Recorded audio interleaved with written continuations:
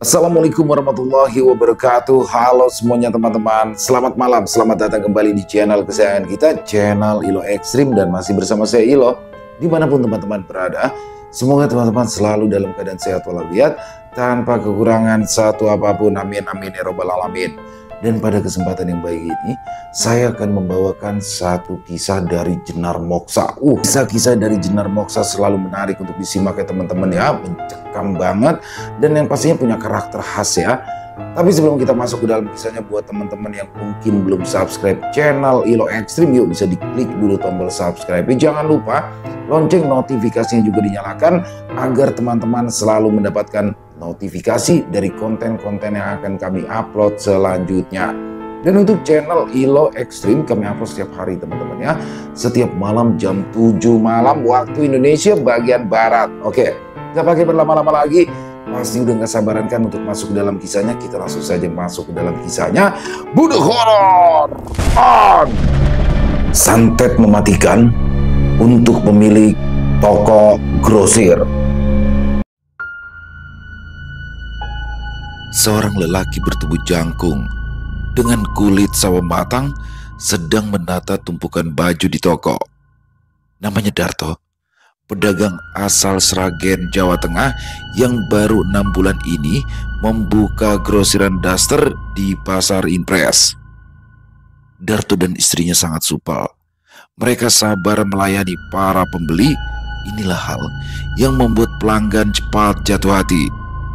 Dalam waktu singkat, toko kecil berukuran 3 kali 3 meter itu selalu saja ramai. Dari pedagang skala sedang yang akan dijual kembali, juga ibu rumah tangga untuk dijual online. Harga eceran ditawarkan, seperti harga grosir, pilih motif, model, dan warna sesuka hati. Keuntungan lain bagi pedagang yang membeli di tempat Darto, bisa dibayar separuh setelah sekian kali pembelian dengan minimal jumlah tertentu. Selain itu, jika dijual dalam 1 bulan tidak habis, bisa dikembalikan lagi, ditukar barang baru, motif dan model lain. Trik marketing ini cepat tersebar luas. Di seberang kiosnya, seorang pria bertubuh gempal, Darman, pedagang baju lokal yang sudah bertahun-tahun berdagang di sana. Dulu tempatnya menjadi pilihan utama para pembeli, tapi kini bisa dikatakan semua orang menatap ke toko Darto. Sejak Darto datang, dagangan Darman sepi. 3 hari terakhir bahkan dia hanya menjual 2 potong kaos. Daster 1 lembar pun tak laku dijual. Setiap kali sampai, istrinya Naya mengomeli di rumah, menudingnya kalah pintar, kalah rajin, kalah doa, kalah ramah, pokoknya kalah segala-galanya. Orang Jawa itu licik man, kata Naya tempo hari. Kalau bukan karena ada jampi-jampi, mana bisa jualannya langsung laku begitu. Kata-kata itu terus terngiang di kepala Darman. Setiap kali melihat wajah Darto bercakap-cakap ramah pada pembeli, hatinya seperti terpanggang. Seperti siang itu, dari sela daster yang terpajang, Darman bisa melihat Darto sedang membungkus pik demi pik daster dalam plastik merah berukuran besar untuk seorang ibu muda sambil berbincang-bincang. Sesekali ia tertawa, dan tawa itu tak ubahnya seperti sebuah ejekan, membuatnya ingin menendang pria pendatang itu. Dasar orang pendatang, sekalinya datang merebut rezeki orang, gerutu Darman menahan geram. Sore harinya, pengunjung pasar sudah mulai sepi. Rahang Darman mengeras, berdiri di teras toko, emosinya sudah sampai ubun-ubun, menatap Darto yang bersiul-siul sambil membereskan barang dagangan. Tiba-tiba, dari arah samping, muncul seorang pria memakai helm tukang ojek yang langsung menepuk pundak Darman. "Woi, sial kau Din," umpat Darman terkejut. "Kenapa melamun man?" tanya Udin, tukang ojek pangkalan. Darman mendesah. Sudah 2 minggu Din, dagangan hampir gak jalan. Lihat itu, orang Jawa itu Belum lama buka, langsung banyak pelanggannya. Bisa cepat kaya dia. Udin ikut duduk di samping mengikuti arah pandangan Darman, lalu ia tertawa kecil. Ya mungkin sudah rezekinya, Man, ujarnya enteng sambil menyalakan sebatang rokok. Darman mengerutkan kening, wajahnya menegang. Rezeki? Atau ada yang bantu dari belakang? Biasalah orang begitu. Cepat sekali mereka dapat pelanggan. Kencang memang jambi-jambinya. Setelah itu, Darman memberitahukan kalau semakin hari pembeli di tokonya berkurang drastis. Setiap hari ia hanya menjadi penonton. Entah berapa kali sudah dia pulang dengan tangan kosong. Udin diam sebentar, lalu menepuk bau Darman. Kalau memang kau yakin ada yang bantu dia, jambi-jambi yang menarik pelanggan kau, di Donggala ada orang yang bisa bantu atasi keluhanmu barusan. Darman antusias. Bantu supaya bisa ramai lagi. Udin menjawab acuh. Iya, untuk selamanya. Mendengar itu, wajah Darman menegang. Maksudmu? Menyingkirkan dia? Membunuh? Kasarnya begitu. Ya, tapi dengan cara yang lebih halus, jawab Udin di sela menghisap rokok. Darman menggeser posisi duduknya. Astagfirullah. Loh, kenapa malah istighfar? Udin menoleh. Coba kau pikir sendiri. Dengan dia tak ada di situ, pasti orang-orang akan belanja ke tempat kau lagi. Betul kan? Darman berpikir keras. Memang betul apa yang dikatakan Udin barusan. Daripada mencari bantuan agar tokonya ramai, lebih baik menyingkirkan saingan. Akan jauh lebih efektif, begitu pikirnya. Darman mendekatkan wajah ke telinga Udin. Pintar juga kau, Udin. Lantas, siapa nama orang itu? Om Lamusu namanya, orang laut. Banyak yang bilang dia itu bisa bikin air laut masuk ke dalam perut saingan. Tapi ya, bayarannya tidak kecil. Kau harus bawa mahar uang tunai ke sana. Jelas Udin. Darman menelan ludah. Kira-kira berapa maharnya, Din? Ya, pokoknya kau bawa saja uang ke sana barang 2 atau 3 juta. Tapi untuk pastinya berapa, aku tidak tahu. Tapi ya dengar-dengar jutaan. Jawab Udin sekenanya. Darman hampir tersedak. Banyak sekali maharnya. Mahal katamu? Itu urusan menghilangkan nyawa. Kalau kau pakai tanganmu sendiri, bisa kena pasal. Di penjara pula kau. Masih mahal kau bilang. Sungut Udin. Darman terdiam. Ya, nominal itu memang sepadan pikirnya. Tapi bukan nominal itu yang bergema di kepalanya. Om Lamusu. Nama yang baru didengarnya sekarang, tapi kemampuannya itu sudah tersimpan di kepala semenjak kecil. Ibunya pernah berkisah tentang ilmu laut yang bisa membuat perut orang buncit terisi air laut besar dan kempis mengikuti naik turun gelombang. Kau tahu alamatnya? Tanya Darman serius. Sudah, pokoknya kau ke sana saja. Semua orang di sana itu kenal sama Om Lamusu.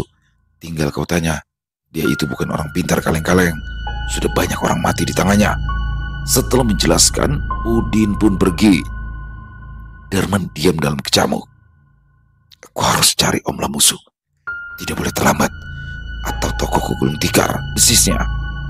Lebih cepat Darto mati. Itu lebih baik. Tapi, kalau aku menyuruh orang membunuh, sama saja aku pembunuh. Darman mendadak bimbang. Ada 2 dorongan saling tarik-menarik. Satunya mencegah untuk melakukan rencana itu, sementara satunya mendorong. Ya Allah, astagfirullah. Memang kalau sudah dapat cobaan rezeki seperti ini, bisa gelap mata orang dibuat. Banyak mantan orang jahat, tak sedikit pula mantan orang baik. Setelah toko tutup, Darman pulang ke rumah dengan kepala panas, tasnya kosong. Naya sedang menjemur pakaian di emperan menyambutnya dengan wajah yang jauh lebih bengis. Masih buka si Darto di pasar? Tanyanya tanpa menoleh. Iya, jawab Darman datar, wajahnya tertekuk duduk di bangku. Naya menoleh kesal. Ramai lagi tadi. Sambil mengacak rambut sendiri, Darman menjawab malas. Ramai, selalu ramai. Sampai sakit hatiku lihat banyaknya orang di tempatnya. Naya menghentikan aktivitas mendekat, lalu duduk dengan kasar, suaranya ketuh saat bicara. Lantas, kau diam saja, Man? Kalau begini terus, bulan depan kita bisa tutup. Kalau kau tidak mengambil tindakan menghentikan lawanmu berhenti jualan, maka kau yang akan berhenti selamanya. Lihat saja. Kesal, Naya memalingkan wajah. Lantas aku harus bagaimana? Tidak mungkin aku menghabisi orang. Kau pikir enak jadi narapidana, Nay? Naya menoleh. Man, siapa juga yang menyuruhmu menjadi kriminal? Masih banyak cara menyingkirkan saingan tanpa harus mengotori tangan, desisnya. Hening. Darman teringat kata-kata Udin, dua orang yang berbeda tapi sama pendapat. Tadi Udin memberitahuku, katanya di Donggala ada orang pintar, namanya Om Lamusu. Dia bisa menolong kita menyingkirkan Darto itu, tuturnya. Naya menoleh, wajahnya berubah berbinar. Om Lamusu? Iya. Apa kau tahu rumahnya? Naya mengangguk. Besok pagi kita ke sana. Cepat ambil syaratnya sekarang, Man. Syarat? Syarat apa? Naya mengulum senyum. Baju Sidarto. Baju yang bekas dipakai. Dada Darman bergemuruh. Lantas, di mana aku dapatkan itu, Nay? Aku tidak mau mencuri jemurannya. Berisiko. Bisa dibuki warga aku. Dikira yang bukan-bukan. Darman hampir berdiri, tapi Naya buru-buru mencekal, membuatnya menoleh. Kau paksa pun aku tak mau melakukan. Bisa mati babak belur suamimu ini, Nay. Man, siapa juga yang akan menyuruhmu mencuri jemuran? Kau itu tinggal kembali ke pasar. Ambil kaos bekas yang dia jadikan keset di depan toko. Terang Naya, matanya berkilat. Darman berbalik. Otakmu itu, Nay. Di saat genting selalu saja lebih encer. Baik, kalau begitu aku balik ke pasar dulu. Naya manggut-manggut. Ia ingat betul bila Darto dan istrinya selalu saja memakai pakaian bekas untuk keset. Darman bergegas kembali ke pasar dan benar, kaos bekas Darto tergeletak beberapa di depan toko. Sambil tersenyum, Darman memungut salah satunya. Kau akan pergi tanpa pamit, Darto. Saat motor berhenti di pelataran rumah, Naya buru-buru menyambut. Dapat, Man? Darman cepat-cepat turun, mengeluarkan dari dalam tas lempangnya. Ya, Nay, ini bajunya si Darto. Jalan kita benar-benar dimuluskan Allah. Baju ini baru tadi pagi dia bawa. Aku lihat betul. Alhamdulillah, Allah memang selalu mengabulkan keinginan orang yang tersakiti seperti kita. Besok pagi-pagi kita berangkat supaya cepat pergi ke alam baka Sidarto itu. Tanggap Naya sambil menerima. Keduanya masuk ke dalam rumah, berharap besok pagi datang jauh lebih cepat. Pagi-pagi sekali, Naya sudah bangun. Begitu juga dengan Darman. Mereka akan segera pergi ke Donggala, bagian pesisir, tempat di mana Om Lamusu tinggal. Motor metik yang dikemudikan Darman melaju dengan cepat. Perjalanan itu tidak terlampau jauh. Sebelum matahari benar-benar naik ke atas, mereka sudah sampai di daerah pesisir. Oh, tanya siapa, Nay? Tanya Darman sambil menaikkan kaca helm. Mereka belum tahu di mana pastinya rumah yang akan dituju. Naya mencondongkan tubuh ke depan, jarinya menunjuk. Nah, di depan itu ada gerbang. Berhenti di kios sebelah kiri. Saat motor berhenti, Naya buru-buru turun untuk bertanya pada pemilik kios. Permisi Bunda, mau tumpang tanya, di sebelah mana ya rumah Om Lamusu? Perempuan parubaya mengenakan daster bercorak bunga itu memberitahu. Sesekali ia menunjuk ke arah depan. Darman hanya memperhatikan bahasa tubuh dari atas motor. Tidak selang berapa lama, Naya datang. Tidak jauh lagi, hanya tinggal 100 meter dari sini, Man, ucapnya sambil naik ke boncengan. Motor kembali digeber hingga berhenti di pelataran sebuah rumah yang lebih tepat disebut gubuk panggung. Berdiri miring di bibir pantai, tiang-tiang penyangga rumahnya menancap ke air laut. Kau yakin itu rumahnya? Darman menanyai istrinya sambil membantu membukakan helm. Iya betul, ayo jangan sampai orangnya pergi melaut. Keduanya bergegas. Naya memegang kuat-kuat tas lempangnya yang berisikan pakaian bekas milik Darto. Syarat satu-satunya yang wajib dibawa jika ingin menemui pria yang tak sembarangan orang menginjakan kaki ke gubuknya, terkecuali yang berani membayar mahal untuk sesuatu yang tak bisa dijelaskan dengan logika. Belum juga keduanya menaiki anak tangga, seorang lelaki tua bertubuh kurus, memakai baju koko dipadukan dengan sarung, rambut putihnya ditutup peci rotan, muncul di ambang pintu. "Selamat pagi, Om," ucap Naya setelah sempat terkejut tadi. "Selamat pagi, mari masuk," kata pria yang jelas itu adalah Om Lamusu. Sosok dan penampilannya jauh dari kata seram, terlampau teduh untuk ukuran penyambung tangan malaikat pencabut nyawa. Mereka dipersilakan duduk di atas tikar pandan menghadap meja berisikan perintilan ritual. Ada baskom berisi air laut, serpihan kulit kerang, minyak kelapa dalam botol bening yang sudah menyerupai warna oli. Hening sejenak. Barulah mereka diminta memberitahukan niat kedatangan sekaligus keluh kesah yang dialami hingga jalan gelap ditempuh. Sebab berani menginjakan kaki di atas gubuk panggung Om Lamusu berarti sudah ada niat jahat yang dibawa. Darman mengepal saat memberitahukan sakit hati apa yang membuatnya mantap bertandang. "Aku mau sainganku hilang dari pasar itu, Om. Dia sudah rebut banyak rezeki orang. Jadi saya datang ke sini untuk mewakili mereka." "Apa kau sudah membawa syaratnya?" tanya Om Lamusu cepat-cepat. Naya membuka tas. "Sudah, Om. Baju pesaing kami kan?" "Bagus. Satu lagi. Sudah kau siapkan mahar tunai 1 juta untuk harga 1 nyawa. Bila 2, kau tinggal tambahkan lagi." "Cukup 1 nyawa saja, Om," tutur Darman. Mahar yang jauh lebih murah daripada yang dikatakan Udin. Naya langsung membuka dompet, mengeluarkan lembar demi lembar, dihitungnya di depan Om Lamusu. "Ini, Om, saya bayar tunai."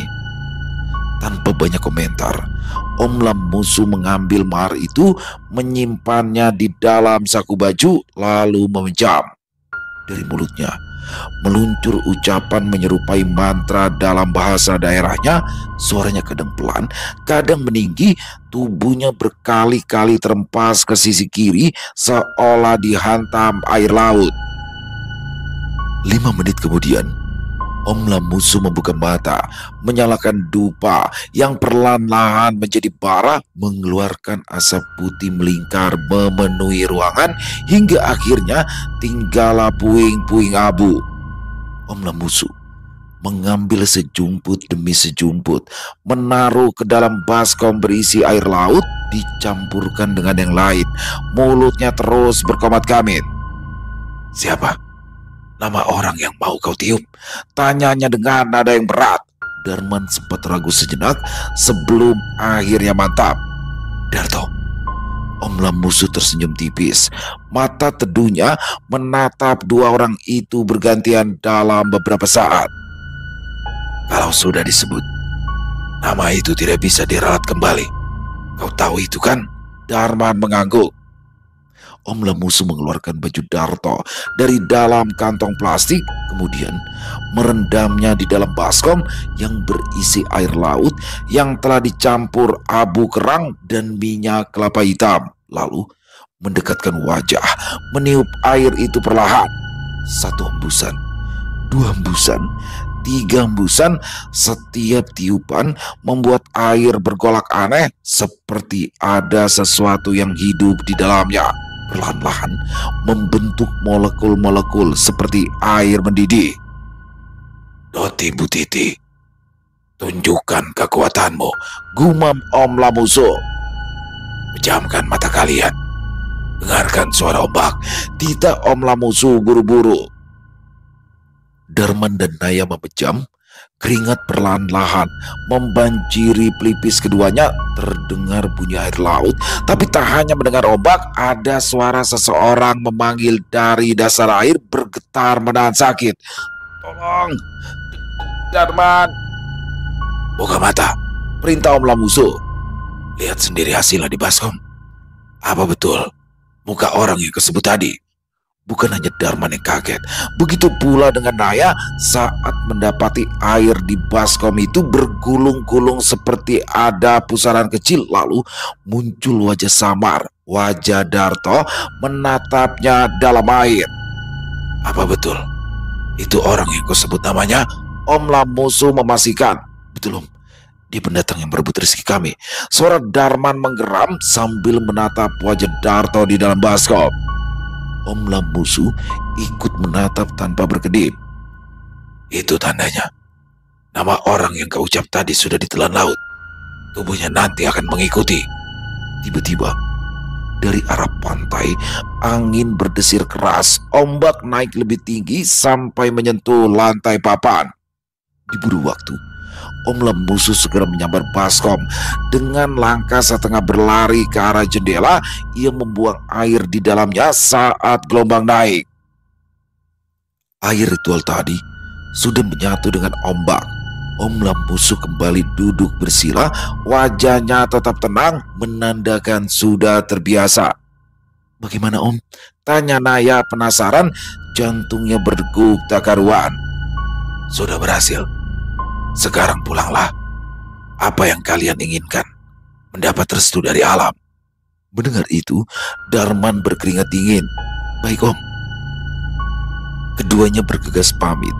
Sepanjang perjalanan pulang, dalam pikiran Darman membayangkan Darto tersungkur di pasar, dagangannya sepi, badannya lemas, lalu mati, dan toko miliknya kembali berjaya. Keesokan harinya, seperti biasa, pasar Impres sesak dan ramai pengunjung. Tapi hari itu, toko Darto justru belum buka.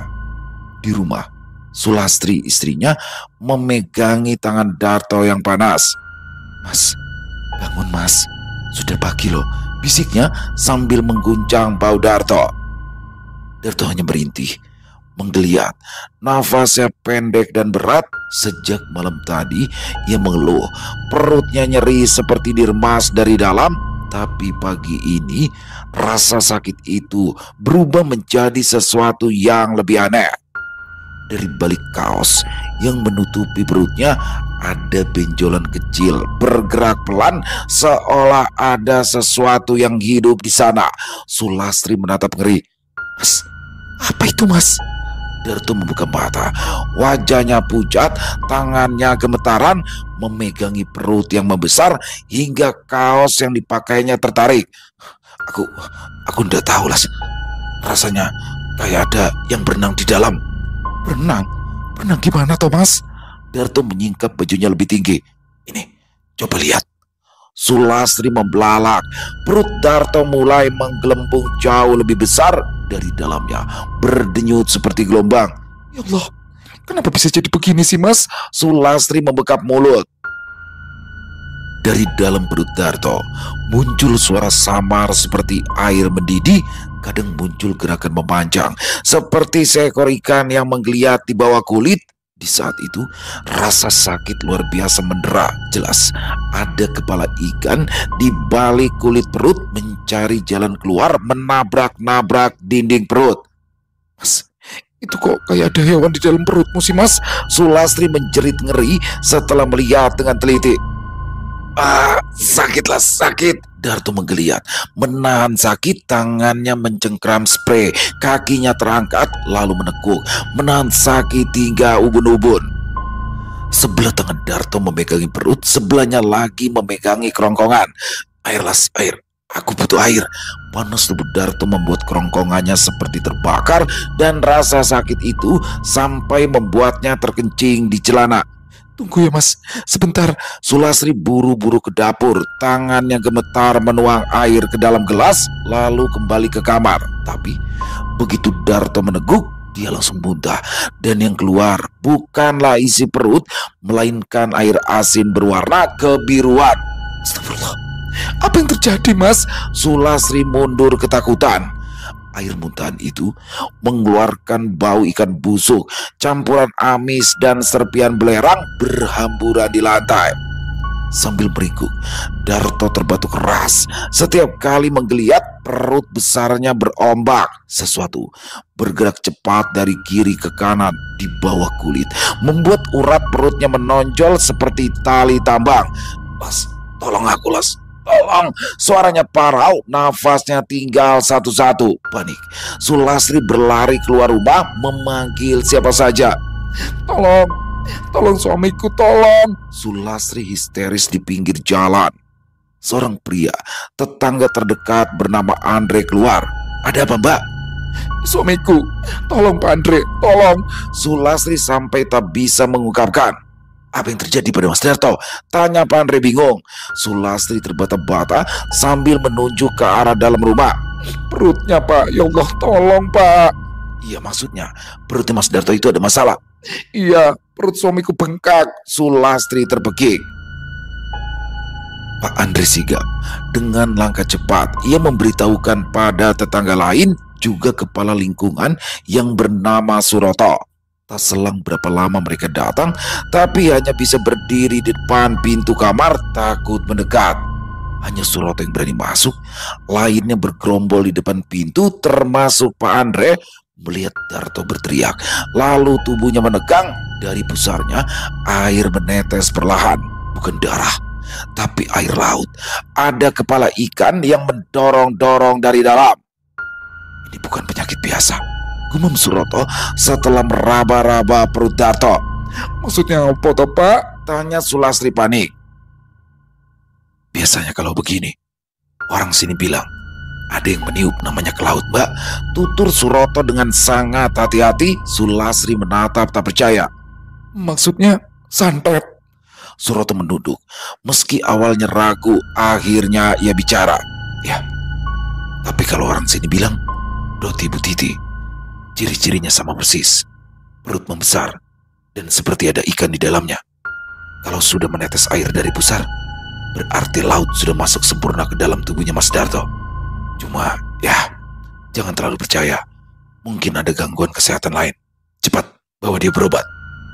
Tiba-tiba saja, sakit! Darto kembali menggeliat, tubuhnya melengkung, kedua belah tangannya mencengkram spray dari mulutnya.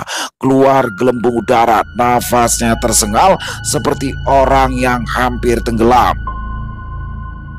Setelahnya, Darto berusaha bicara, tapi yang keluar hanya suara berdesir menyerupai bunyi ombak menghantam karang. Sulastri menangis terseduh. Ia naik ke atas ranjang menahan tubuh suaminya. "Tahan ya, Mas. Aku akan bawa kamu ke rumah sakit." Tapi Darto sudah tak bisa mendengar. Merespon pun tidak. Matanya terbuka menatap langit-langit rumah. Bibirnya bergerak pelan, seolah sedang berusaha menyebut sesuatu, tapi tidak bisa. Sementara itu, di hari dan jam yang sama, di rumah Om Lamusu di pinggir pantai, seekor ikan kecil tiba-tiba muncul di baskom tempatnya memantau korban usai ritual dilakukan. Air di dalam baskom itu bergetar, lalu pecah membentuk pusaran kecil, menandakan bahwa ritual belum berhasil membunuh dan media itu tetap akan dalam pantauannya sampai target meregang nyawa. Atas bantuan Suroto dan para tetangga, Darto pun dilarikan ke rumah sakit. Di ruang IGD, tubuh Darto terbujur di ranjang dorong, dihubungkan ke selang infus dan monitor detak jantung yang memancarkan suara berirama pelan. 3 dokter datang silih berganti, memeriksa dengan wajah penuh tanda tanya. Salah satu dari mereka, dokter muda berkacamata, menekan lembut perut Darto yang kembung tak wajar itu seperti balon yang akan meletus, dan di sela-sela pusar terus merembes air. Saat ditekan semakin banyak keluar. "Teksturnya aneh ya, Dok," gumam dokter perempuan. "Seperti ada cairan bergerak di dalam, tapi hasil USG nihil. Tidak ada massa, tidak ada gas berlebih, bahkan ususnya tampak normal." Dokter senior yang berdiri di sisi ranjang hanya menghela nafas panjang. "Ini bukan kelainan medis. Coba lihat. Perutnya terus membesar. Dari jam 9 tadi sampai sekarang, volumenya naik hampir 5 cm. Sulastri menatap layar monitor, melihat grafik naik turun yang tidak ia pahami. "Dok, Suamiku kenapa? Aku takut loh, Dok. Dokter perempuan yang lebih muda menatap Iba. Kami belum bisa memastikannya, Bu. Mungkin ini gangguan metabolik, mungkin alergi akut, tapi kami akan coba perawatan intensif ya. Bersamaan dengan itu, Darto tiba-tiba menggeliat. Tubuhnya menegang kuat, urat lehernya mencuat, tapi tak bisa mengeluarkan isi hati. Para perawat bergegas menahan. Sulastri hampir pingsan ketika melihat kulit perut suaminya berdenyut naik turun. Ada kepala ikan mendorong dengan brutal menyasar bagian pusar. Mas, beritahu aku, Mas. Apa yang kamu ingin katakan? Mohon Sulastri berbisik di telinga suaminya. Alih-alih mendapat sedikit saja keterangan, Darto malah menatap kosong ke langit-langit, matanya memerah, bibirnya bergetar, suara yang keluar dari mulutnya hanya seperti orang demam. Setelah itu, Darto memegangi dada, lalu menepuk keras-keras, sangat keras. Tapi suara yang dihasilkan aneh, bukan suara tubuh manusia, tapi seperti memukul permukaan air di dalam drum. Mas, Sulastri menjerit. Para perawat menahan agar tak mendekat. Detak jantung di monitor naik tak beraturan, lalu merendah perlahan. Cairan bening merembes deras keluar dari pusar, membasahi spray hospital bed sampai menetes ke lantai membentuk genangan kecil. Dokter menunduk, mengusap dengan sarung tangan, lalu mendadak kaget. Ini air asin, katanya, menatap rekan-rekannya tak percaya. Semua mata menoleh pada Darto. Pria itu kini bergetar hebat. Apa yang mereka khawatirkan benar. Ini bukan kelainan medis, tapi apalah daya. Sulastri memohon agar suaminya dipindah ke ruangan lain atau mendapat perawatan yang lain. Tapi semua tindakan sudah diberikan. Dokter sudah angkat tangan, mereka hanya bisa memantau. Limbung, Sulastri duduk di kursi, tubuhnya gemetar, dan di antara isak tangisnya, dia mendengar sesuatu yang membuat darahnya berdesir dari arah perut suaminya sendiri. Sulastri menempelkan telinga ke dada Darto, dan dari dalam sana jelas sekali terdengar bunyi ombak yang menghantam karang. Datang dan pergi seiring perut Darto mengempis dan menggembung. Ya Allah, apa yang terjadi pada suamiku? Sulastri hanya bisa meratap, berharap pagi segera tiba dan ada keajaiban. Meski terasa begitu lambat, pagi akhirnya datang, tapi tidak bersama keajaiban. Kondisi Darto semakin menurun. Obat penghilang rasa sakit tak bisa mengambil sedikit saja kesakitan yang menyiksanya. Sejak semalam, Sulastri masih duduk di kursi besi, matanya sembab, rambutnya acak-acakan, tangannya terus menggenggam ponsel yang sudah panas karena menelpon berulang kali nomor yang dituju tak kunjung online. Di atas ranjang, Darto masih terbaring dengan perut membuncit. Kadang turun, kadang membesar, selang infus menancap di kaki, denyut nadi di kedua belah tangan sudah tak didapat. Sementara alat monitor di samping ranjang hanya berdenyut lambat seakan menandai sisa waktu yang semakin tipis. Sulastri akhirnya menekan tombol panggilan terakhir. Suara sambungan lama berdering, lalu muncul suara seorang lelaki tua. Assalamualaikum. Suara lelaki itu adalah orang tua Sulastri, tinggal di Sragen, namanya Pak Maun. Waalaikumsalam. Tangis Sulastri langsung pecah. Pak, Mas Darto, Pak, dia sakit, perut yang buncit, kayak mau meledak. Pak Maun terkejut, ia berusaha tenang. Sudah, Dok, tenangkan dirimu dulu. Ayo, ceritakan pelan-pelan. Sulastri menarik nafas dalam-dalam, kemudian menceritakan awal mula Darto mengalami sakit aneh itu. Sulastri juga menceritakan apa yang dikatakan oleh kepala lingkungan, ditambah lagi dokter. Mereka mengatakan kalau sakit Darto bukanlah sakit biasa. Di ujung telepon, Pak Maun mencerna dengan seksama hingga Sulastri selesai. Baik kalau begitu, Ndok. Bapak sama Ibu akan minta tolong sama Pak Ustadz Rashid. Panggilan itu berakhir, Sulastri lega. Dia tak punya siapa-siapa di kota Palu, betul-betul.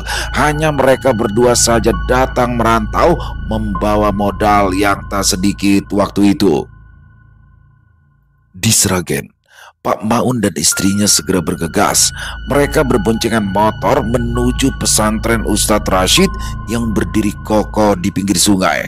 Begitu tiba, mereka tergopoh-gopoh ke pendopo dan disambut dengan ramah. Bu Maun memberitahukan pada Ustadz Rashid, mengcopy paste apa yang diberitahukan sang anak via telepon dan kedatangan mereka untuk meminta tolong melihat apakah gerangan yang terjadi pada sang menantu di pulau seberang. Ustadz Rashid memejamkan mata. Sekitar 5 menit kemudian, beliau menatap pasangan sepuh di depannya dengan gusar. Apa yang terjadi pada menantu kami, Pak Ustadz? Tanya Bu Maun. Ustadz Rashid menghela nafas pelan, berusaha berhati-hati menjelaskan apa yang dilihatnya barusan. Begini, Bu. Pak, atas izin Allah, saya bisa melihat apa yang menimpa menantu panjenengan itu bukanlah penyakit medis. Itu sejenis santet. Kalau orang Jawa bilang, tapi kalau di sana, doti butiti, ilmu kiriman dari laut, ilmu orang Sulawesi Tengah, tujuannya membunuh dengan cara membekakan perut. Nanti kalau tiba waktunya, dukun akan meledakkan perutnya dan bisa dipastikan menantu panjenengan akan meninggal. Astagfirullah, Bu Maun menjerit shock, tidak menyangka sesadis itu. Sementara Pak Maun lebih tenang, ia menanyakan bagaimana yang terbaik untuk sang menantu agar bisa selamat. Ustadz Rashid menyarankan Darto harus segera dibawa pulang ke tanah Jawa. Tanah kelahirannya bisa menolak pengaruh laut, kalau bisa hari ini juga. Allah, waktu yang sangat singkat, ratap Bu Maun. Tapi begitulah, sesuai dengan apa yang dilihat oleh Ustadz. Setelah itu, Ustadz Rashid hanya bisa mengirim doa, berharap agar cepat sampai. Tapi mereka tak boleh terlalu berharap, sebab doa itu sampai mengikuti arah angin, bisa cepat, bisa juga terlambat, dan jika tak bisa mengobati, mungkin akan mengembalikan. Setelah kiriman doa selesai, mereka dipersilakan untuk pulang. Setibanya Pak Maun, ia langsung menelpon Sulastri memberitahukan apa yang dikatakan Ustadz. Pak, tapi gimana caranya? Mas Darto masih diinfus, belum sadar. Sulastri menjawab panik. Rumah sakit juga belum mengizinkan keluar. Coba katakan saja alasan untuk berobat di Jawa, Dok. Kami akan urus semuanya di sini. Pokoknya kamu tinggal terbang. Yang penting jangan biarkan malam ini Darto masih di sana. Ustadz bilang kalau pasang laut naik, air di dalam tubuhnya juga akan ikut naik. Dan kalau ikan di dalam perutnya itu sudah bisa keluar lewat pusar, perut suamimu akan meledak. Pak Maun menjelaskan sedetail mungkin. Sulastri hampir pingsan mendengarnya. Maksudnya perut Mas Darto bakalan pecah, Pak? Iya, dan itu bisa saja malam ini, Dok. Bu Maun yang mendengarkan penjelasan suaminya hanya bisa menangis. Sulastri membuka mulut. Astagfirullah, siapa orang yang tega menyakiti Mas Darto? Telepon hening beberapa detik. Hanya suara nafas berat dari dua ujung yang terhubung oleh jarak. Lastri, kamu masih ingat waktu menikah? Dulu Ustadz Rashid yang mendoakan kalian. Beliau bilang, kalau badai datang, pulanglah ke tanah asal. Sekarang itulah waktunya. Ya, Pak, aku ingat. Sulastri menatap suaminya yang terbaring dengan wajah semakin memucat, perutnya masih naik turun seperti semula. Pak, aku takut. Suaranya hampir tak keluar. Jangan takut, Yando. Pulang. Selama dia masih bisa dibawa, tanah kelahiran akan menolak air kiriman itu. Bapak sama ibu ada bersamamu, ujar Pemaun memberi harapan. Tiba-tiba Darto mengerak. Ah! Saking terkejutnya, Sulastri menjatuhkan ponsel, segera merengkuh tubuh suaminya. Mas, istighfar mas, istighfar, bisiknya. Namun Darto tidak merespon sama sekali. Sulastri memungut ponselnya dengan tangan gemetar. Pak, Mas Darto sudah tidak respon ucapanku sama sekali. Mas, cepat, jangan tunggu lagi. Pulang sekarang juga. Kalau laut pasang malam ini, suamimu tidak akan sempat pulang. Sulastri kebingungan. Tanpa diketahuinya, seorang pria tua, Om Lamusu, memantau ombak di Laut Donggala, bersiap mencabut nyawa targetnya. Tidak mau ditinggal mati suami tanpa usaha, Sulastri berlari ke sana kemari dengan wajah yang panik, menggenggam berkas izin pulang sambil menahan tangis. Bu, ini belum waktunya pasien dipulangkan loh, kata seorang perawat. Sulastri menggeleng cepat. Tolong, dokter sudah angkat tangan. Suamiku mau berobat, tolong cepat ya. Sulastri memaksa. Ia tahu waktunya tak banyak. Dalam setiap jam yang berlalu, perut Darto semakin besar, kulitnya menegang, siap untuk pecah. Perawat menatap ragu, lalu menandatangani formulir. Baik bu, tapi pastikan di perjalanan dia tetap dalam pengawasan ya. Jangan pernah lepas oksigen. Sulastri mengangguk, matanya memerah. Terima kasih. Di dalam kamar perawatan, kondisi Darto masih sama. Sulastri menggenggam tangannya erat. Sabar ya mas, kita pulang. Di Jawa nanti mas pasti sembuh. Darto tidak merespon sama sekali. Sulastri menunduk, air matanya jatuh di tangan suaminya. Terus isi buat dalam hati ya mas. Akhirnya, dengan bantuan dua petugas, tubuh Darto diangkat ke atas berangkar. Selang oksigen masih menempel di hidung, ambulans mulai bergerak menuju bandara. Sulastri duduk di samping, menatap jalanan kota rantau dengan pandangan ngeri. Setiap guncangan kecil membuat perut Darto bergelombang. Kadang ada bunyi gemericik air dari dalam, seperti bunyi ember diisi penuh lalu digoyak. Sopir ambulans berkali-kali memantau lewat kaca spion. Mereka tiba di bandara sore itu. Petugas medis sudah menunggu untuk membantu menaikkan Darto ke kursi roda. Tubuh pria itu terasa berat, membuatnya sulit diangkat. Di ruang tunggu, Sulastri menandatangani surat pernyataan medis darurat. Mas, sebentar lagi kita pulang ke Jawa ya. Ustadz Rasid sudah menunggu di rumah, bisik Sulastri meski tidak mendapatkan respon. Ketika pesawat hampir boarding, langit tiba-tiba berubah warna. Awan hitam menggulung dari arah laut, petir saling menyambar persis sesuai perkiraan cuaca. Badai hujan petir akan melanda. Dari pengeras suara terdengar pengumuman. Penerbangan ditunda sementara karena kondisi cuaca buruk. Ya Allah, cobaan apa lagi nih? Sulastri menoleh pada Darto yang menggigil di kursi roda.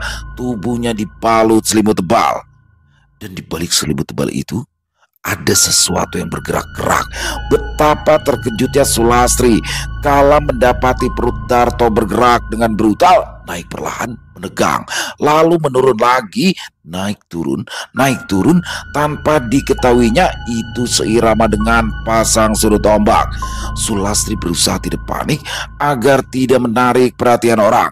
Tiba-tiba saja Darto mendadak menegang, tubuhnya melengkung ke belakang, mata terbelalak, tangannya kaku. Mas, astagfirullah. Sulastri akhirnya berteriak histeris. Perut Darto membesar cepat, seperti balon air yang dipompa dari dalam. Tangan Sulastri gemetar memegangnya.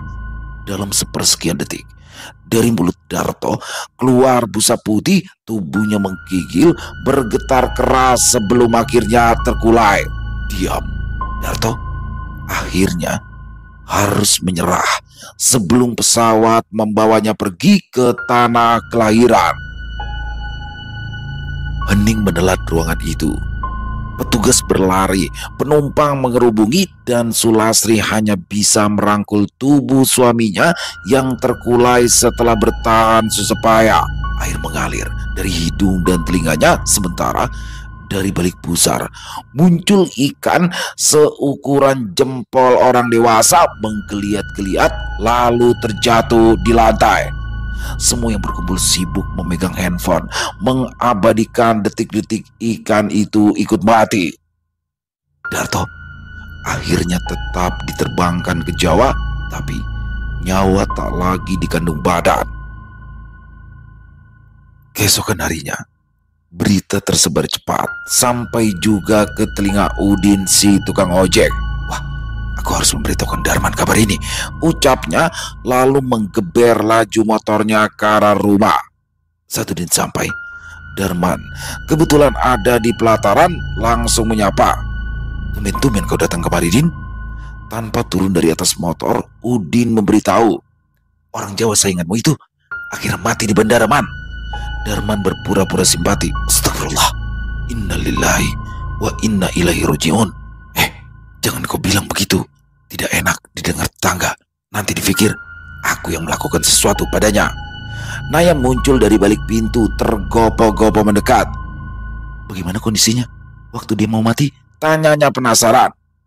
"Kalau tidak salah dengar, perutnya meledak pas kebetulan jam penerbangan ditunda," terang Udin. Seperti Darman, Naya juga pura-pura terkejut. "Ya Allah, ya begitulah ujung-ujungnya nasib kalau orang berdagang pakai jampi-jampi. Kasihan ya, akhirnya mati, harta tak dibawa."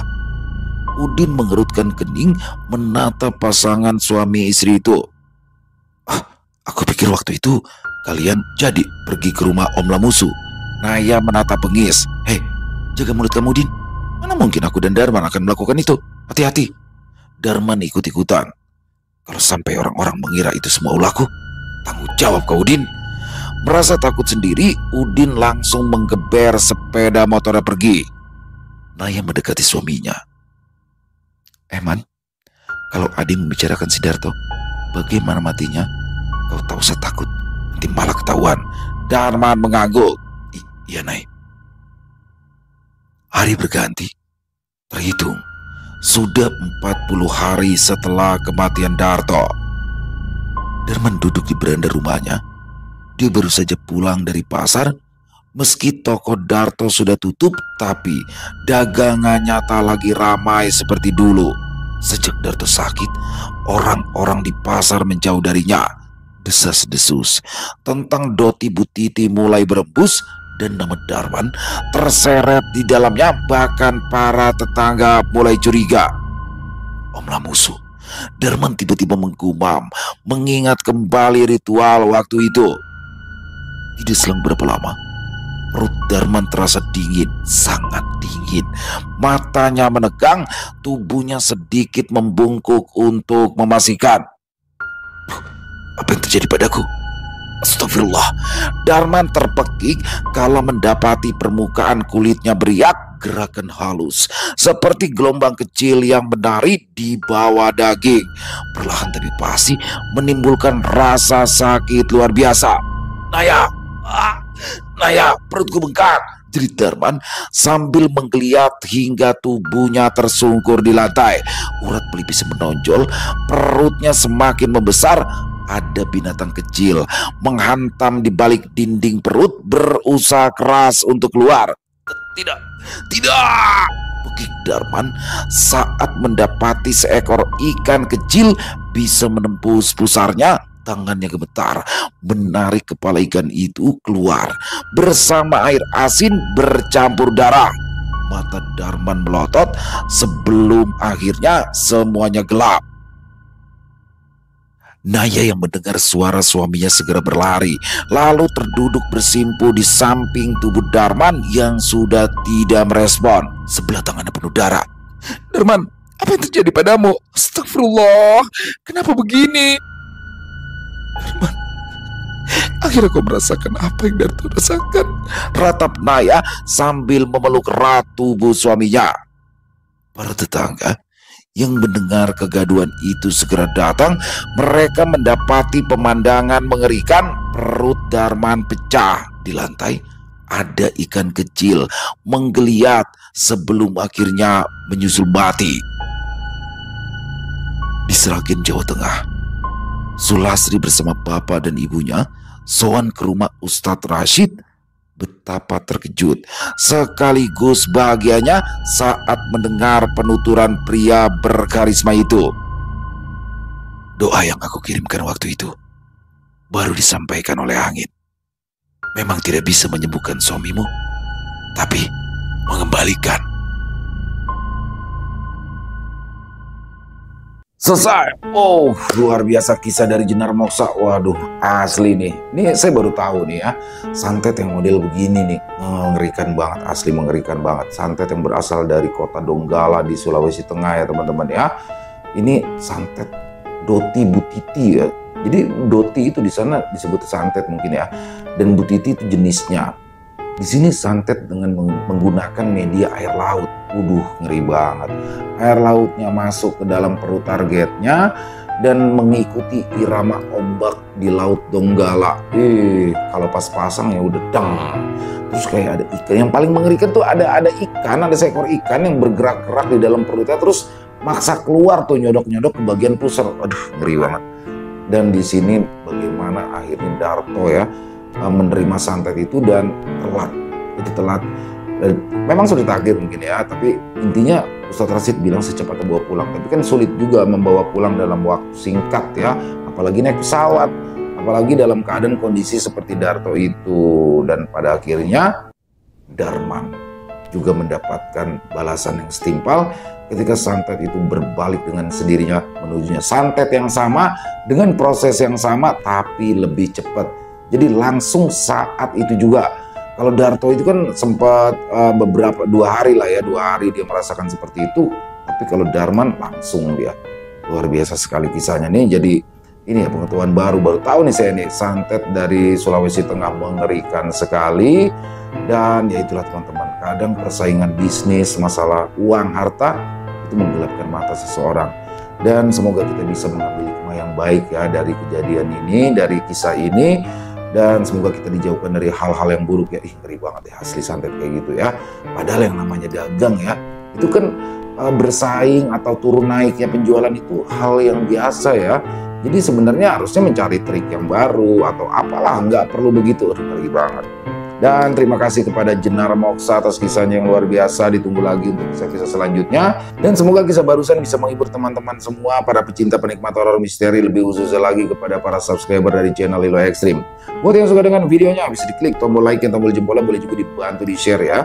Link videonya ini ke teman-teman yang lain agar juga ikut merasa terhibur. Dan buat teman-teman yang punya komentar lain, yang punya pendapat lain, silakan bisa menuliskannya di dalam kolom komentar ataupun hanya sekedar saling menyapa. Insya Allah kami akan menjawabnya satu persatu. Di akhir kata, saya Ilo mengucapkan permohonan maaf apabila mungkin dalam pembawaan kisahnya barusan ada kata-kata saya yang salah ataupun ada kata-kata saya mungkin yang kurang berkenan. Saya mohon dibukakan pintu maaf yang seluas-luasnya. Sampai berjumpa lagi di konten-konten kami selanjutnya. Pasti tidak kalah ngerinya, pasti tidak kalah seramnya. Masih bersama saya Ilo di channel Ilo Extreme. Salam sehat sukses selalu untuk kita semua. Wassalamualaikum warahmatullahi wabarakatuh.